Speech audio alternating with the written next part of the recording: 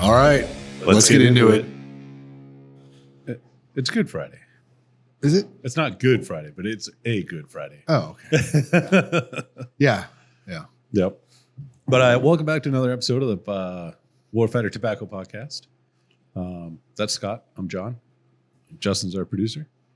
And I think today we're going to do a little recap at NFG. Oh, God. The underground cigar shop in Fort Worth, Texas. Once a year, they do a big event called NFG. NFG Fest. Stands for No Fucks Given. So it's a multi-vendor event. They have a whole bunch of boutique cigar companies that are there with either new releases or event-specific cigars. And it's a one-day, well, the actual sales event is a one-day event, but it's a weekend of debauchery. Yeah.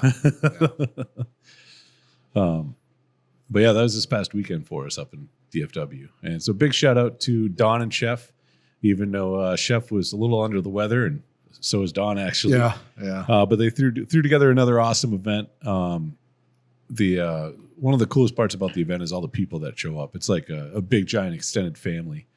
It's definitely like a reunion for sure. Absolutely. Yeah. People come from all over the place. I don't think they did the furthest traveled this year. But I'm going to give it to Jesse. Yeah. Yeah. No, it was a little strange this year. Well, first when we pulled up, it's supposed to start at noon. Yeah. And we pulled up and the tents weren't made yet or anything. So I guess they blew down like the day earlier or something. Yeah, I think it was Wednesday of that week. The big tent that they usually have blew down and it got like all ripped and broken. So they couldn't just like set it back up and fix it. So they had to bring in 2 separate tents. Yeah. And set them up the day of. Which, nobody gave a fuck. Nobody cared. Everybody was like, oh, what's going on, until... And then they were like, yeah, the old tent blew down, so we got new ones. But they were supposed to be here last night, didn't show up. Then they were supposed to be here at 6 a.m. and they didn't show up until 10. But, I mean, everybody was hanging out in line in the parking lot or the street, like just having a good time anyway. Right. So nobody really cared. And actually, there's a group about 15 or 20 customers that actually hoisted the tent up to put the legs on it and everything. And if it wasn't for them, it probably would have been another hour and a half before the people who had the tent actually got a set At least, I would guess, yeah. But yeah, so we ended up kicking off the event about 11 o'clock instead of noon. 1, you mean? Same. The time works that way. Like if you're, It was, it's the time change this past weekend also, so I was just accounting for that. Yeah, my brain's not working today. But yeah, so we started at 1. Yeah. And then went till about 5-ish, and then the after party started. And Yeah, so everybody, they have a very organized way of selling stuff there. We don't need to get into it, but it's a really nice way to do it. Genius. It's genius. It works good, right? So we did that for an hour and a half. But John and I got there a little early, decided to go to Total Wine. Total Wine, yeah. And get some refreshments. You want to tell them about our experience in the parking lot before they open the doors? Yeah, so we pulled in about 9:45, and we're like, oh, fuck. We're like the alcoholics that are pulling in early. Yeah, it didn't open till 10. There was like 30 people by the time 10 o'clock rolled around. And when they opened the doors, it was like Black Friday. People were like running in the doors. Yes. I'm like, wow. Yeah. Like maybe that might have been the first time I ever was waiting for a liquor store to open. Definitely not my first and not my last, but it was. So we go in there. We bought a couple bottles, and then I was thinking to myself, I'm like, well, I don't want to drink whiskey all day. Why? Because I figured I'd get a little too shit faced, and I didn't want to do that. Yeah, and so I seen these seltzers, these hard AF seltzers that are made by our buddies of the old Drinking Bros podcast. And I forgot at the time I was buying them that they're not to be fucked with. They're not a normal seltzer. No, they're 8%. 8% is significant. And I think I drank, I don't know, quite a few of them. Yeah. Well, before you switched to whiskey. In line. No, before we even started selling. Yeah, that's true. And then, yeah. And So I texted Ross at one point. It said that, hey, I bought these so I could try to maintain and get to the late after party. You know? Yeah. No, that plan fell through. I did make it to the after party. but you were there, but I don't think you remember. But by the time so we sold out. We sold out all our stuff, right? And everybody cleans up. We have food. And then a couple of our listeners came down from Denton. Right? Yeah. Yep. And they brought a bottle of triple because they actually do listen to the podcast. Right. I appreciate the shit out of that. Thank you. So we pre-gamed the after party pretty hard. Yeah. With Woodford. Yeah. Triple. Yeah. The one dude made apple pie moonshine. Don't remember that one. And I'm pretty sure there was another bottle, and I don't remember what it was. Yeah. I don't know. But I feel like I probably drank a half a bottle of between the Woodford and triple before we even got into the. They just kept refilling. Like they just kept dumping triple in my cup. Yeah. I just kept drinking it. Yep. Because it's delicious. And I know you're not going to say no to that. And then we walk across the street to the cigar shop because they actually have the event in a big parking lot or whatever. And we get in there and I'd bought a bottle of Tellermerdue Caribbean Cast, the XO I think is what they call it. And John just pours me a half a bottle for my first pour. Well, I was just trying to save him additional trips of trying to find the bottle and pour more booze.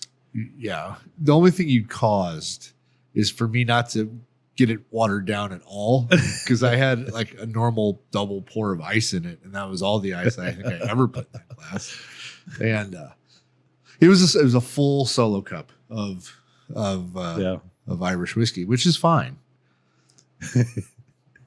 The night got fuzzy for me. It got real fuzzy.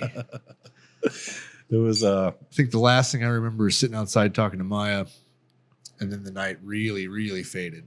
So Sunday early afternoon, I get a text from Jesse Salzman. One of the guys was there. He traveled all the way down from Alaska just to come hang out for the event. And he sent me a picture of this a custom sippy cup. And he said, had a group discussion this morning. We're going to all chip in and get Scott a tactical sippy cup so he doesn't spill his drink. Now, I'm not sure that I actually spilled any of my drink. Maybe there's a story I don't remember. I don't know if you did or not. But my body tells me I didn't spill any of it, and I drank all of it. But I can say that on your Black Pelican R60, there are drops of alcohol that are on it. Oh, you're dried. You are not wrong. And I don't know where they came from. Maybe there was if some Jesse or somebody, if I spilled my booze and I don't remember. Because I don't know if you did or not. Let me know the story. Because I don't remember falling down if I did. I don't remember spilling my booze. I don't remember. You had a Swiss cheese night. I had to check into the hotel. I don't remember doing that. Oh, that was gold. That was gold. I could have easily checked in. Right. But so we walk into the front desk. Oh, let's get back to what time we walked into the front desk. Well, it had to be late. It was super late. I mean, it was like, I don't know, 9:45. So we get to the front desk and there's just so much to it. We get to the front desk. The plan was we were going to check in. We were going to drop all of our stuff. And then we were going to go to the stockyards in downtown Fort Worth and go hit up a couple bars. Okay. And I know you don't remember any of this, but I remember talking about this. I had a conversation with you as we were going to the hotel, and I was like, "Hey, do you want to just stay at the hotel or do you want to come to the stockyards?" I was like, "Honestly, I don't know if they'll let you in, but I'll try." You know what I mean? Like, I'm not gonna be like, "No, you're drunk. You can't come with us." I'm like, this will be fun. You totally could, because I would just be like, "Oh yeah, you're right." But see, in my mind, I was like, this is going to be a great story. So I think the best response out of that whole entire conversation was, I don't know if I can get in either, but I can hold it together enough to try. But so we get to the front desk, we go check into the hotel, and we walk in, and she's like, "Oh, do you guys have a reservation?" I'm like, "Yeah, we do." And they're like, she's like, "What name is it under?" And I was like, Scott Jansen. And she's like, "Well, I'm gonna have to see a driver's license and the credit card." And so I look over at you, and you're pulling it out of the wallet on your phone. Yeah. And so at this point, I was like, "Well, Jesus just took the wheel. This is all Scott now." So the lady, okay, whatever, cool, blah blah blah, and then slides a piece of paper that your like initial two places sign, and then you put the make, model of the vehicle. I don't remember any of this. It looked like a kid drew it with his left foot using a crayon. You got done, the lady looked at it, and I was like, "It's a Ford F-250," and she's like, "Oh, okay."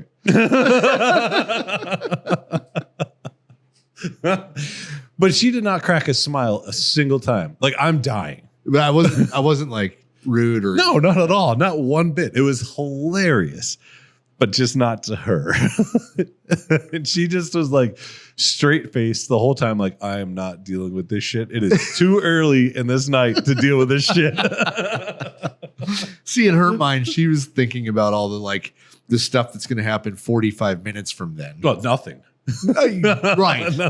Nothing happened. But when a bunch of drunk assholes walk in, that's kind of what I would be thinking probably. But so we go upstairs, drop all of our shit. I was like, "Hey, we're going to go downstairs real quick, see if I can get some food or something, grab some waters. We'll be back up in a few." I literally go downstairs, go to the truck, get like 8 water bottles out of the bed, figure out a place, ordered some food, went back upstairs, and you're passed the fuck out with your phone on your face like this. And I walk in, and I put a bunch of water bottles next to the bed, and we go back outside. Which I did not see. But yeah, so anyway, I texted Michelle for what I thought was the first time the next morning. Then I see my other ones. She said, "How's it going? She said, "How's it going?" I said, "At hotel, fucked up." She's like, question mark. It's only 10 p.m. Yep, done. And then I didn't talk to her again until the next morning. So yeah, we had a 4.5 hour drive home the next day. Yeah. And I think you said 6 words. Yeah, I was just recovering. Mm-hmm. So, usually I don't get that fucked up. I think it was because I didn't eat much that day. Yeah. Like usually I'm Did we snacking even and Oh, we had, well, if you want to call it a burrito from Bucky's breakfast. yeah, but that was at like 6 Yeah, a.m. 6 a.m. So. Scott, do you have a go-to like hangover cigar? Like when you really No, tie I one He on? didn't have a single one. This is my first cigar since then. Really? I didn't even have one last night. Wow. Yeah. That I don't think the listeners understand what that means, but that means Scott really put in some work. Yeah. Yeah. I just, man, I don't remember like trying to drink that much. It just happened. Well, because you never had to try to find the booze. It was just kept getting brought to you throughout the whole day. That must be it, because like I usually can self-regulate pretty well. Mhm. Like, okay, this is like one, okay, I've spent $400. I should calm down now. Right. Or this is the third double I've had. So I know about where I'm at. I couldn't tell you the amount of anything I drank that night. No idea. Yeah. Yeah. I was never thirsty. I know that. You never had an empty cup. No.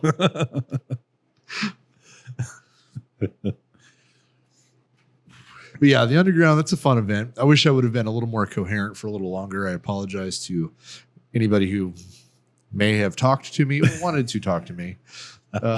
So there's that. But yeah, Justin, we got any questions?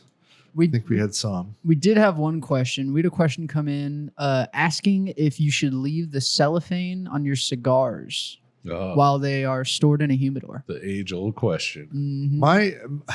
The answer to this for me is 100% yes, because I have some old cigars in my humidor that are in way rougher shape, and I think it's for the simple fact they're not in cellophane anymore. And all the ones that are old but in cellophane, they're still in decent shape. Right. So it's just to add a layer of protection. yeah. I've always told people that however you get that cigar, that's how you store it. Yeah. If you happen to have cellophane laying around, like If you want to put your uncelloed cigar in cello, I don't see a problem with Yeah. it. I think if like say you had a box of Padrones that typically don't have cellophane, Yeah. right? If you leave it in the box in the humidor, Yeah. I don't think they'll get damaged. Or even if you move them once and don't touch them and don't put things on or around, you know what I mean? But I think when, from what I've noticed in my stand-up shitty humidors, right, that if it has like the fan blowing directly on it, oh, okay. it's dry Yeah. and it'll cause problems. Yep. Or if it's on the bottom shelf, right, say it's underneath where it's kicking out the fresh humidity, and Yeah. it's constantly damp, Yep. it has problems. Yeah. Unless you have the cellophane on it, then it seems like that little, it just keeps the direct wind and moisture off the cigar. Right. You know, and Yeah. I think that really helps. Because I can tell like I have like, I don't know, probably 8 shelves in my stand-up humidor. Yeah. And the middle 3 or 4 are always really decent. The top ones are dry and the bottom ones are wet. So, yeah. you know, Yeah. so that, I don't know, that's, I like the cellophane on them, but Yeah. you know, then again, if you have a cigar long enough where that matters, you should probably just either don't buy quite as many or smoke more. Yeah. One of the two. Yeah. So, No, I've always been a firm believer. Just store it however it came. You know, no manufacturer or retail shop expects you to stock cellophane on your own for the cigars that don't come with cello. You know, yeah. But now I think the cigars that come in a box not celloed, I think that presents better. yeah, It just looks cleaner. looks just 'cause you get cleaner, the- classier. Yeah. Which is why. But it's also a higher risk of damaging the cigars I think before it they is. even get sold. yeah. You know, like you Pretty, you always have the chance of the guy reaching in to get one, yeah. and he nicks the wrapper on the one next to it, and he's like, "Oh, I don't want that one." And grabs the other one instead. You know, now that cigar's all fucked up, and it's not a manufacturer problem. Yeah. It was, an accident by a consumer. Yeah. Oops. I got a question that I think should be asked or has been addressed, right? Yeah. What do you think about people touching the cigar in the humidor? Oh, like picking it up. Yep. You walk into a public humidor and you touch a cigar, you look at it, you decide, I don't want that one, you put it back. It's so I have two different mindsets on this. One of them is don't fucking touch the cigar unless you're going to buy it. Yep. The other one is you tell so much about that cigar by just a little bit of feel. Right. You know what I mean? But that's also, say the cigar is a little bit drier, they just received it or just got out of shipment or something. Yeah. You have a chance of damaging the cigar as a consumer. Right. Right. So that's why, like, So the reason that you're saying you shouldn't pick one up is why? if you're not buying it and you set it back down, Yeah. right? So let's say you do that, Right. You're like, oh, look at that cigar. Oh, no, I'm going to pass on that one. Yeah. And then Justin walks in. Oh, look at that cigar. Oh, no, I don't want that one. Sets it down a little bit rougher. Yeah. The next guy wedges it back in the box. You know what I mean? Like over the course of time of everybody going in there and finger fucking the cigar, something's going to go wrong with it. Right. But it's not a case of like nastiness for you. Well, if it's in cello, whatever. Yeah. If it's not in cello, don't touch the cigar. I don't want your I dick agree. beaters on my cigar. I agree. But now being behind the curtain of how a cigar is made, 300 to 400 people have touched that leaf that's on the outside of that cigar. And by one more person touching it isn't going to fucking bother me. I get that. You know, I understand. But the people who don't realize that. But I think that has to do with, almost anything that's manufactured. Yeah. Look at food. Mm-hmm. You know what I mean? They're like, oh my God, the chef just touched my food with his bare hands. He wasn't even wearing gloves. Like, you know who slaughtered that thing? You know how they processed it? Right. You know what I mean? Like, it's like, yeah, the guy putting it on the shelf is wearing a hairnet and gloves because it's all about looks. But the guy in the back that just stuck it in there and suckluxed it, he wasn't wearing gloves. Yeah. I get that completely. Yeah. I think it's just the optics of, Yeah. But like me personally, I can't tell you the last time I walked into a humidor and picked up a cigar that I was not purchasing, that specific one. Yeah. Like just to be like, oh, look at that's cool. And then set it back down and walk away and find something else. Right. Like I don't know if I've ever done that in my life. No, I don't think that should be done. No, Yeah, yeah. it's not mine. Why am I touching it? Right. And if I touch it, then it's mine. Yeah. No matter what. Yeah. Like I'm not going to put it back and be like, oh, I changed my mind. Yeah. You know. I don't know. That's just me though. But Yeah. I could see from a retail,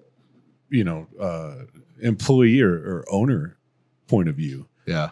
Like I've been in a lot of humidors and shops where they have signs that are like, if you touch it, you're buying it. Yeah.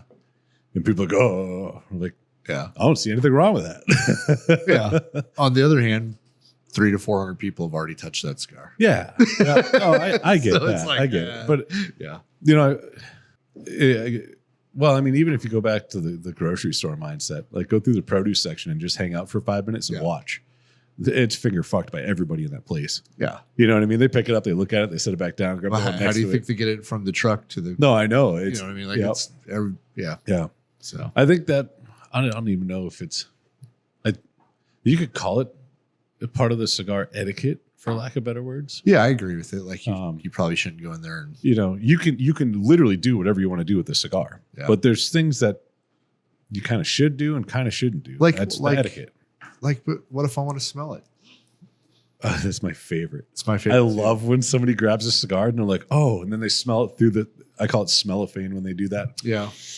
And there's there's no fucking way you're smelling anything. They smell like, oh, that's so good. I'm just like, yeah, it's delicious. Yeah. It smells like a piece of cellophane. Right? It's so funny. Yeah. Oh, that and which one of these is the closest to a Cuban? Those two things, that question and that other That's like asking which you walk into a Toyota dealership and you ask which one of these is closest to a Ford. That's the same question. right. Well, They all are. which Ford? The GT 500? The Ford GT? The Shelby Mustang? Yeah. The Fiesta? Right. The F-250? I mean, which Ford are we comparing which And what Toyota to? and what are you comparing? Yes. Because like hold up your cigar. You'd be like, which one's closest to that? Like, well, this one's pretty close. Yeah. You know what I mean? Right. Like just by looking at it, it's got 4 wheels. Yeah. It's got to be close to a Ford. Right. It's size-wise, I mean, they're similar. Yeah. You know, It's like, close. so words matter. Cuba makes, I don't know, probably 500 different blends. Who knows? Cuba's a country. Yeah. You know, you're not even picking And one they also- brand that's from Cuba. And they do global exports. And Yeah. they're the rest of the world, they're considered everything else that's not made in Cuba is considered new era cigars. Yeah. Justin, how many, if you quick Google for me, how many Cuban brands are there? You know, or even if somebody picks a brand, what's the closest thing to a Monte Cristo you have? Well, Monte Cristo has probably 20 different blends. So, So I'm seeing there are currently at least 17 cigar brands being produced, both by Cuba Tobacco in Cuba. I'm looking for. you have 17 brands. Each brand probably has 5 to 20 blends. At least, yeah. You know, I mean, there's a lot. yeah. So, Sorry, yeah, I'm seeing on this list about 30, yeah. just all over. But there's 6 alone that are global, and then all the other breakouts, like, and they're brands that, like you said, have a ton of different Blends. Yeah, like Yeah. What other questions we got? we had another question come in about recharging humidification packs. Oh, So you totally can do that. yeah. I would say if you're doing it with regular water, you're doing it wrong True. because then you get mold. Well, you're allowing it to absorb impurities that that cause mold. and minerals and all the crap. And if you do it with distilled water, you're cheap because Bovedas are $4 and they last a long time. Well, it depends. If you have a desktop that leaks, like Yeah. there's not that many desktop humidors that will maintain and seal. And it also comes down to how often you open it. Yeah, Like, that's true. what we're talking about is like on all the like rut cases and the pelicans that we use and stuff like that, they seal really well. So they help with the humidity release from the Bovida packs. Where like say you get one of the $50 desktop humidors off Amazon, put a flashlight in it and see how much light shines out through the cracks. Right. But they leak, and some of them are designed to, but some leak more than they should. Yeah. And if your Bovida packs are drying out really fast, that's probably why. Yeah. Now you can. I don't know how long it takes. I've never done it. I mean, we do it on accident. I've heard of a couple different ways of doing it. And one of them is you put it in a Tupperware with a cup of water, and it just magically absorbs the water. Right. And then the other way that I've heard is you put it in Tupperware and you fill the Tupperware with distilled water, and then you throw the pack in there. You just let it float around and absorb everything. You pull it out. And then, And I don't know which way it works or doesn't. I've seen some that have they look like they're about to explode. Yeah. Yeah. Because it's a 2-way pack. So, but yeah, I don't know. Like for me, I'm not going to do it just because. Yeah. I don't know. I'm just going to go get another pack. Yeah. No, my luck, one or two things will happen. I won't have an extra. So my cigars will go without humidification while I'm trying to recharge it. And then I'm just going to go buy one. Yeah. Or I'm going to set it up to recharge it, and then I'm going to forget about it. And then I'm going to come back like 3 months later, and it's going to be like almost exploding. Yeah. Yeah. I don't really use the gels. I used to, but man, this is a pain in the ass. The only thing we do use that work really well are those jelly balls, whatever they're called. Well, they're they're like Orbeez. Yeah. But they're in the Cigar Oasis humidification machines. And those work very well. Yeah, they just help to... It's cool because when they dry out, they shrink to like nothing. Yeah. And then you just they're like rock hard little tiny balls. You just put distilled water back in, they puff back up, and it keeps it. Then what they do is because that Cigar Oasis is a fan, right? That blows the moisture out. Yeah. And what it does if you wouldn't have those balls in there, it would just evaporate way sooner. Right. Yeah. So all that does is slow your evaporation down. Makes it a little bit more controllable for the humidity level you want. Yeah. But any other questions? Nope. That was all the questions. Sweet. So I was creeping around on Underground's website. Yeah. Seeing how many leftover cigars they had from the event, if they didn't sell out completely. Right. And when I checked this morning, there were 42 5-packs, Warfighter 5-packs. Oh, we could probably talk about what we did now, huh? So we did these cool, fancy little 5-packs, and you probably can't see this one. You probably see the one on the screen. If you can't see that, well, sorry. There we go. But so we did in true Warfighter fashion. We poked at a little bit of the rest of the industry with this guy. So we try to make it kind of fancy, nice picture of, one of our tobacco fields in the background with the barn. We put the Warfighter guy's face with a little conquistador helmet. And then the name of this cigar is that huge, big, long sentence in Spanish. And I'm not even going to try to butcher it, but I'll tell you what the translation is. It's a limited family reserve for the underground piranhas. And then at the end, it translates to no fucks given. Because that's the event. Well, it actually translates directly to I don't give a fuck. Because no fucks given. There's no translation. Translate. So, yeah. Yeah. There's no... Spanish isn't keeping up with American slang. Yep. But it's a dark... bold. Yeah, dark, bold blend. And it's really good. Really good flavor. Got some good feedback from it. So Justin will do some micro, put this out, and if you wait till Friday, I have a feeling they'll be gone. So, if you want to jump on Underground's website and grab one of those, I'm sure they would appreciate that. And that way you can get Warfighter Limited stuff. So, yeah. So we told our war stories. I guess people kind of appreciated some of those. From all the comments I saw, people were really enjoying hearing the backstory of everything. Yeah. Which is kind of cool. People enjoying the reason how Warfighter got its name. Yeah, it's stuff we don't talk about a whole lot, but it was good to kind of say some of that stuff. Yeah. So I just thought of another funny story. Okay. But it reminded me because you brought up talking about war stuff, and the U.S. has given Abrams tanks and Bradleys to Ukraine. Yeah. And I don't know if an Abrams tank has ever been destroyed. Yeah. In battle. Yep. By like even in Iraq, we from an lost, armed enemy, or is it because 3. they hit IED? I think we lost 3. I don't know, because I know like through the initial push, we might have lost 3. Yeah. I don't remember how exactly. Yeah. But that stands out to me. Yeah. So they've already lost 3. And it was from an armed enemy, not from like, which blows my mind. Well, okay. I can explain why. If we jumped into a Russian tank today. Yeah. The first time we jumped into this was in our country against an armed enemy. Right. Yeah. I don't know a lot of Russian. No, but all the little controls, all the aiming devices, all the computer screen shit. It's not in Russian. I guarantee you. And they don't speak English. I guarantee you they didn't just hand them the tank and be like, good luck.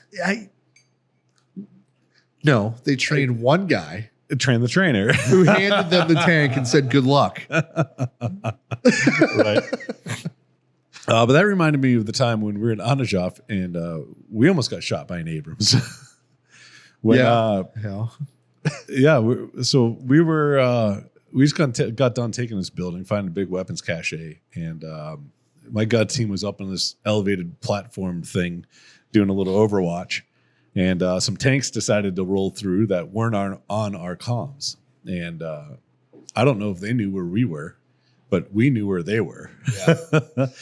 And so this tank came around this building and it stopped and his turret started turning to, like true its gun on us. They knew where somebody was. Yeah. And so, because at this point, like, I'm pretty sure we got to take our tops, our BDU top or desert tops off, or the J-list tops. Our chemical suit. And so we're in brown t-shirts, vests, we still look like American soldiers, but we're not in uniform. But even still, like half of us were in desert camo, the other half were in woodland camo, But inside one of the pockets on my vest, I had a VS-17 panel which if you don't know what that is, one side is like hot pink and one side's fluorescent orange. And it's a visual signal. That's all it is. You can get little ones, you get big ones. I think mine was probably, 3 feet by 3 feet or so. And so this Abrams comes around this building and it stops in its tracks. It starts truing its turret right on us. And we see it swing to the left and it starts going up in elevation. And as soon as I start seeing it move up, I just start fucking trying to find this VS-17 panel. And I'm digging and digging and digging. And this elevation's almost up to where we're at. And I finally find it. And I was like, and I pull it out and I'm like almost pissing myself. And then it goes back down. The tank keeps going. And I'm like, oh, Jesus Christ.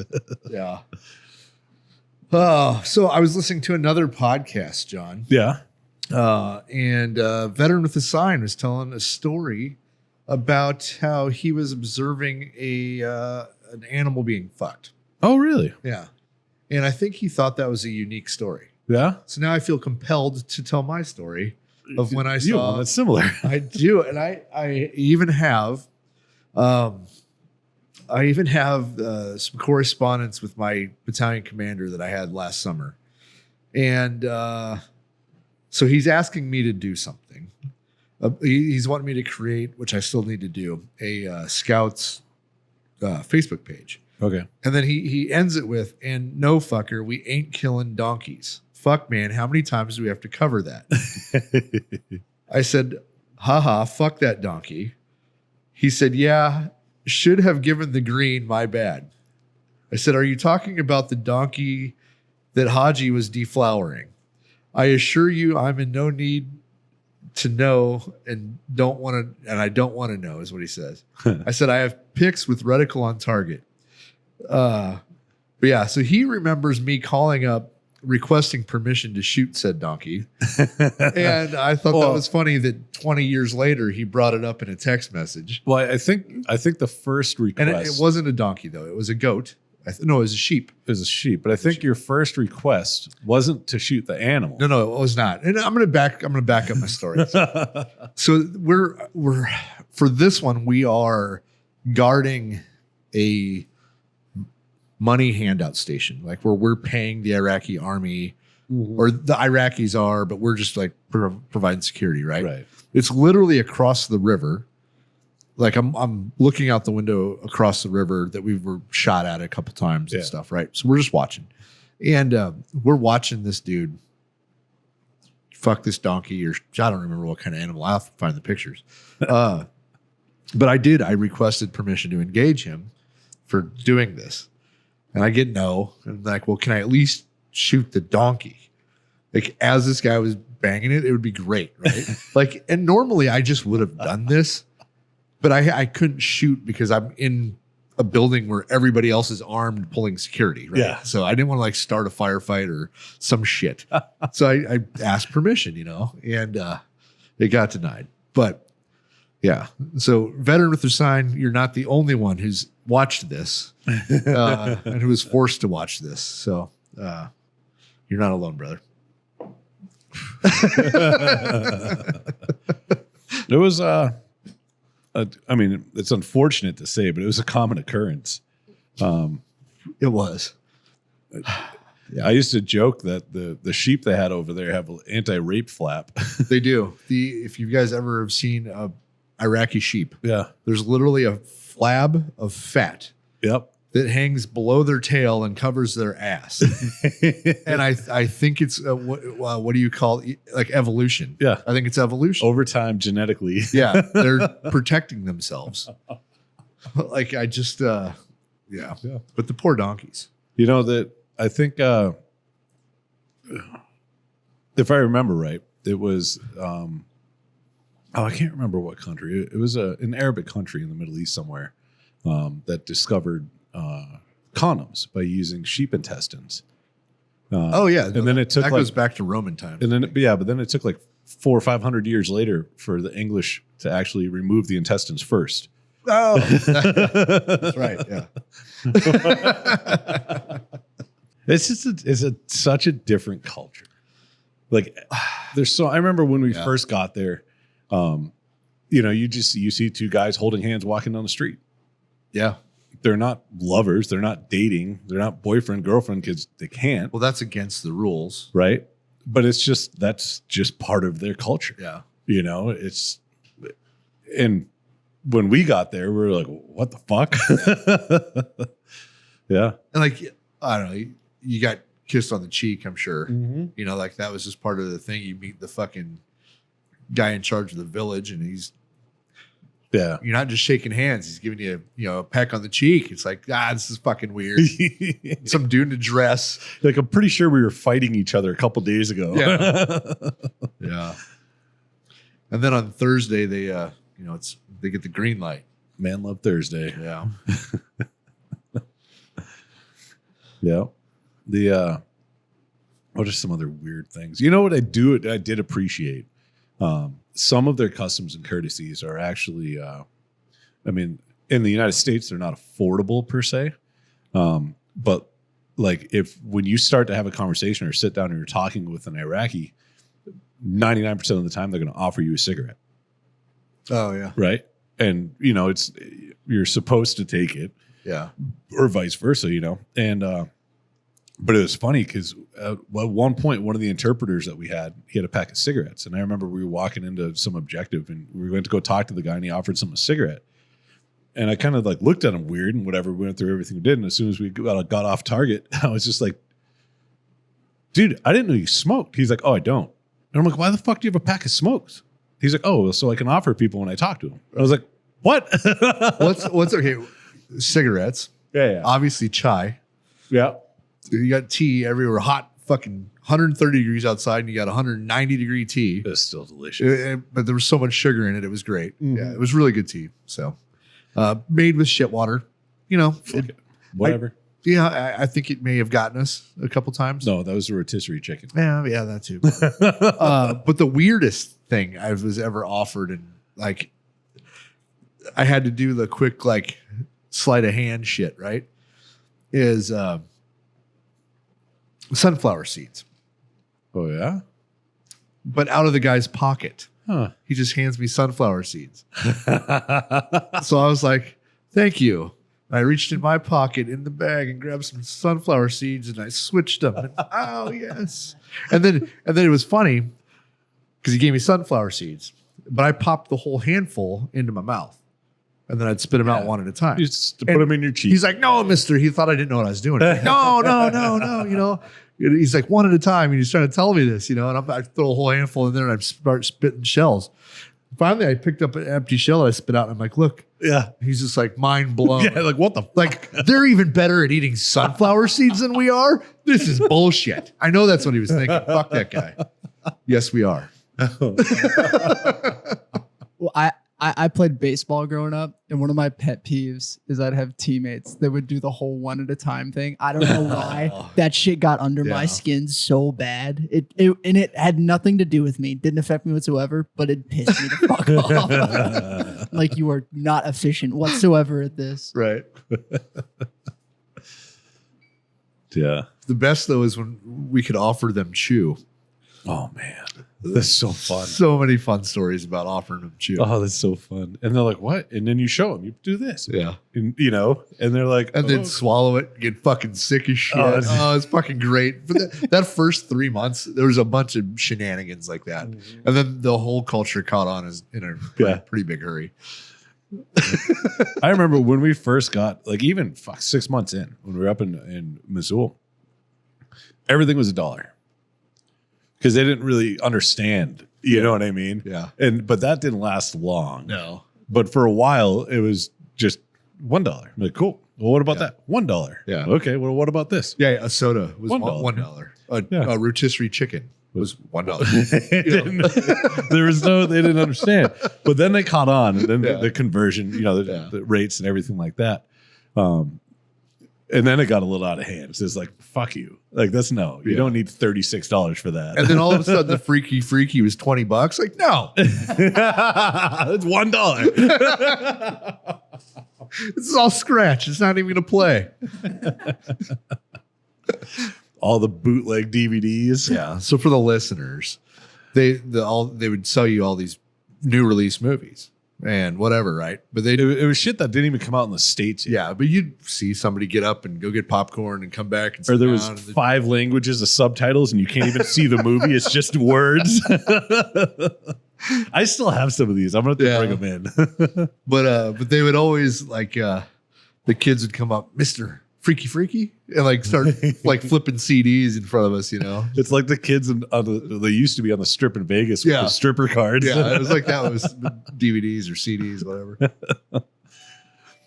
Oh, that's funny. I think I might even I have a whole album of DVDs from Iraq. I'll have to bring it in because I'm pretty sure that I have some of the freaky ones in there too. Well, and then we used to be able to give them our PlayStation, and they would jailbreak it. That's true. And then you'd be able to play. You'd buy a Xbox fucking game for $5. Yeah, which was awesome. Right. Some of them worked. Some of them didn't. Yeah. I think it might have been one of the games because you had to have like a fucking 16 or 20 digit code. Yeah. To put into the game to get it to work, like a authentication code or something like that. Then I remember I bought, I can't even remember what game it was. There was a PlayStation game. Yeah. And then the guy gave me like a photocopied printout of like just probably 100 different codes on a piece of paper. And I'm like, what's this? And he's like, one will work. And I'm like, what? And then I don't think it ever worked. And then the guy got fired, so I couldn't even get my $4 back. Oh fuck.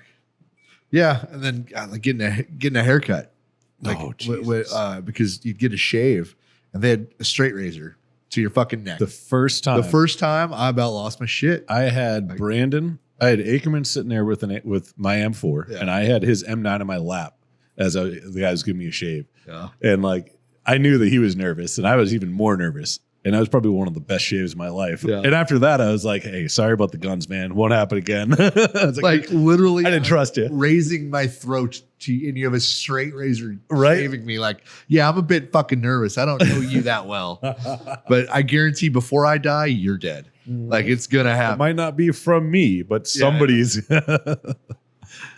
Well, I guarantee it takes longer to die from a slit throat than a bullet to the head. So Exactly. How often did y'all get to go into like the cities or like shopping center, whatever the? well, I mean, Shopping as far as to use them, Yeah. because we did roving patrols every day in that shit. Oh, I Gotcha. gotta tell my whiskey story. Yeah. That's so I think we were referring to like the local markets. Yes. Yeah. But we would do foot patrols from them every Yeah. day, so it was no big deal. But we also, when we were there for the first little while, we didn't have like 3 vehicle convoys or 5 vehicle convoys. I think I told a story about me taking the John Deere Gator with a couple other guys. Well, in Nijeft, I walked to the nearest gun store and I bought Yeah. a pistol. So when we'd go patrol these markets and we'd have a squad, we'd have 9 guys patrolling a market. Yeah. No gun trucks, no aerial support, nothing on channel for us. And we're just like walking through like we fucking own the place, you know? Sometimes we'd go to like the internet cafes and 4 guys would pull security. And Yeah. yeah. Yep. We'd stop at little restaurants. One of the places I stopped at, so when I think we were up in Missoula, and we found a spot in the market where in the back room of one of the shops, the guy would sell whiskey. But you're not supposed to be able to buy alcohol over there. Yeah. In some of the northern cities north of Missoula, they're not Muslim cities. Yeah. And they have like it's the Iraqi equivalent of a German beer hall, but it's in somebody's front yard. Right. And they just sit out there in plastic chairs, music playing, they get fucking hammered. And it's a party. But not in Missoula and not in this market. Yeah. But as long as we had our own container, they would fill it with whiskey. And it was rock gut trash, but it'd get you fucked up. And so I remember one time we went in through, it was my turn to get whiskey. And so every time you prep for your mission, everyone checks your canteens, right? Was this the long mission we talked about on the last podcast? No, but it was not the 3-day one. Okay. But we had one that was like a follow on that was like just shy of, I don't know, probably right around 36 hours. Okay. And it was on that one. So I go into the store, walk into the back, and I don't know this guy, but I've seen him plenty of times before and doing patrols and other people dropping off. And it just so happened in my squad, it was my turn. So I was just like, fuck it, here we go. I don't even know. It was like $5 or $10. I think it was $5. And so I just give him my 1-quart canteen. And I was like, here you go. He's like, we'll be back in, I don't know, 15, 20 minutes because we just had to go to the other end of the market and then come back. Oh, when I we're would have done. watched him pour it in. God, we made bad decisions. I know we did, but we never watched him. We always dropped it off and came back to get it. So I have no idea. They probably could like half whiskey, pissed in it, and gave it back to us, and we're like, fuck it. So we do patrol the market. We get back, and so it's filled to the brim. And so when you put, just like how we used to fill the canteens, where they're completely full, so when you shake it, there's no noise, no anything. So I get back, I give them the money, take my canteen, put it back in my canteen pouch, and fucking continue on. And I didn't drink my other water because it was just a quick, patrol through the market, and then we were, went back to base. So we get back, I put all my shit up. We had something to do, some meeting or brief or whatever the fuck. And like immediately after that, we were going out to hit a target. And so in my brain, like none of it clicked. I didn't understand that I just went and got whiskey, right? Like it just brain dumped it, And so we get done, like, okay, we got 30 minutes, everyone check your shit and get ready. We're all going to meet up and get on the trucks and go. I'm like, oh, awesome, cool. So what do? You grab your shit, you hit the bottom of your canteens. They both feel heavy and they don't make any sound. They're full. Good. Checked mine. Oh, we're fine. Awesome. Checked all my mags, loaded everything else out like we needed to, made sure everybody in my team had everything they needed, load up all of our shit, and fucking off we go. And I always drink one canteen first. I don't just alternate back and forth. So we're out doing this mission, and I'm, start sipping out of one canteen and everything. Yeah. And so we're probably, 18 hours into this follow on. We're, doing all kinds of shit. We chased some dude through a field that killed my actual water. And so at this point, it's probably 3 or 4 o'clock in the morning. And we're still, moving and doing shit and whatnot. And so I remember we were doing this little patrol. We took a knee pull in security, make sure, we're going the right way because the fucking LT's leading us. And so I reached in my other canteen. I reached to get this one. I'm like, fuck, it's empty. I reach to grab this one. And like I said, it's kind of dark out. I'm looking around. I just open the fucking top and I just grab my canteen and I'm just like, gulp, gulp. And I'm like, whoa. And I didn't say a fucking word. I just put the cap back on and stuck it back away. I remember Aiken was just like, dude, what the fuck? And I was like, that's whiskey. And he's like, what? And I'm like, yeah, bro, I'm out of water. He's like, what? And I'm like, yeah, man. I'm like, fuck, I hope this ends soon. I'm like, I got nothing left. I was like, I'm not going to ration your guys' shit. I'm just going to suck it up. But yeah. Yeah. And it was 120 degree whiskey. Oh, and it was not good. Yeah. It was not good whiskey at all. But yeah, I mean, I don't know if you guys have ever, for the listeners out there, if you've ever thought you were drinking something that wasn't straight alcohol, and then it was straight alcohol, like it's shocking. It is fucking shocking. Yeah. That's the only time I made that mistake. Yeah. Yeah. And then one time we shared whiskey with the LT. The LT got drunk, acted a fool, and that killed all of our alcohol. Yeah. The first time and last time I had alcohol over there was when I got demoted for it. So there was that. Yeah. Yeah. That was deployment number 2, though. Yeah. The Article 15 with the V device. Yeah. Did you bring that cooler in here? Mm-hmm. I'll take a refill. Oh, This is how Saturday started. Yeah. Yeah, we started with, I think, 24 of these. Yep. And today when I looked, there were 8 in the cooler. How many do you think you drank? Fuck, probably 6. Yeah. It's probably similar for me. Maybe more. You switched to whiskey before I did, though. Oh, and I started before you. That's true. I probably had 2 down before I know you did. The gate was even open. Before I even made it back to where we dropped all the stuff. Yeah. Yeah. Because I got stuck talking with everybody. By the time I made my way back to you, there were 2 empties on the ground. I was like, oh, shit. We did meet a couple interesting guys, though, that were active duty just recently. They're younger kids helping out their dad, who also is a cigar brand owner. Oh, yeah. And one was an 11 Bravo. One was a Apache repairer. And they're good kids. Mm-hmm. Shared some good stories. One's a drill sergeant, reserve drill sergeant now. And yeah, that was fun. Oh, they look so young. They look so young. So did we. I know. Now we're old, so. Yeah. But yeah, it was funny, like talking to infantry guys, and they're like, yeah, I was infantry for 6 years and never deployed anywhere. I'm like, man. Right. Yeah, I guess we'll feature Underground Cigar Shop for the shop of the week today. Yeah. Yeah, but go check out their stuff, like buy out those Warfighter packets. And so they got if there's anything else you see you like there, get there too. So they have a website.